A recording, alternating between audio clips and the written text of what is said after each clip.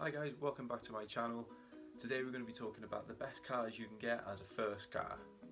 Now the cars that we're going to be talking about may not necessarily be the best looking cars or anything like that, and they won't be the most expensive. They'll be in the sort of 1,000 to 2,500 pounds bracket. So we've got $1,000, euros, whatever. So at number 5 I've got the Renault Clio.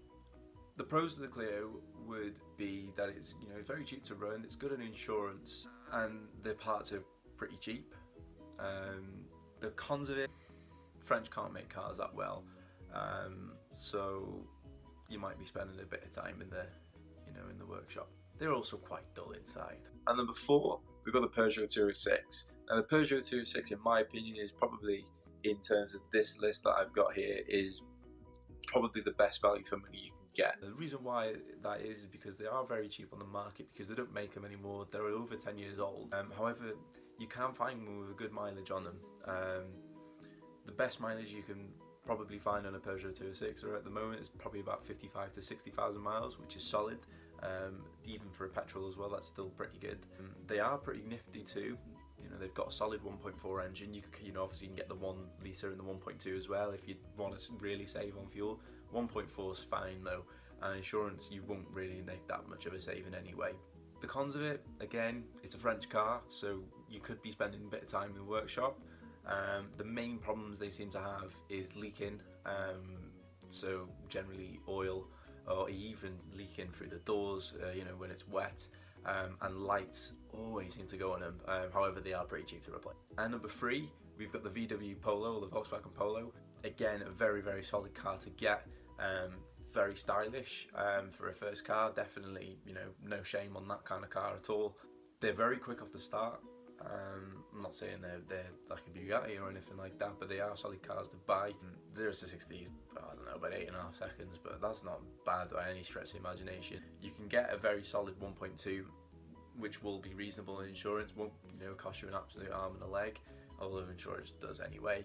But with a black box, you're laughing. The interior is also okay. One of the better ones, definitely.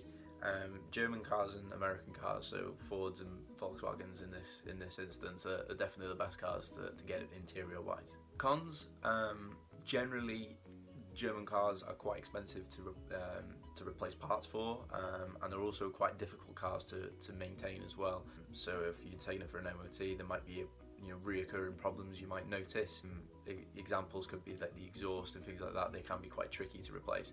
I'm not a mechanic, however, this is what you can sort of find on the internet. And number 2, we've got the Suzuki Swift. Now the Suzuki Swift, it's a bit of a touch and go one. It can, for a guy, it might not be the most attractive car in the world because it might look a bit girly. That might be, an issue for yourself. However, in my opinion, I've driven one, and they're very fine cars, very, very reliable. You'll never see one on the side of the road, or if you have, then wow, tweet me. That's Kyle Thrift 10 as well, by the way, so just give me a cheeky follow. They run well at 70 miles per hour, so if you're taking it on long hauls or anything like that, it's it's going to hold up pretty well. The MPG is pretty solid. You will get maybe 300 miles out of the tank, and the tank is about less than £40 to fill because they're only tiny tanks. And the interior is not too bad either. They're not the best in the world, they are a little bit bland, but they're solid enough. They've got some good cabin space as well. The height, if you're 6'2", you're not going to have problems fitting in it. The cons of it, the windscreen wipers are so bad, and they just seem to make a noise all the time. Might just be an instance of the car that I've been driving in. However, that's my issue, or my only my only problem with the car. Coming in at number 1 is not a Vauxhall Corsa. No. It's a Ford Fiesta. Now they can be quite popular. In fact, no, they are very, very popular. They're everywhere. Okay, might be an issue. If you want something a little bit different, I would definitely suggest going for one of the other cars, maybe the 206 or the Suzuki Swift. Solid cars, definitely a go-to. With regards to the Fiesta, you can get a brand new one on finance for like £120 a month, and the 1 litre EcoBoost, and that is a very, very quick car for the size of the engine.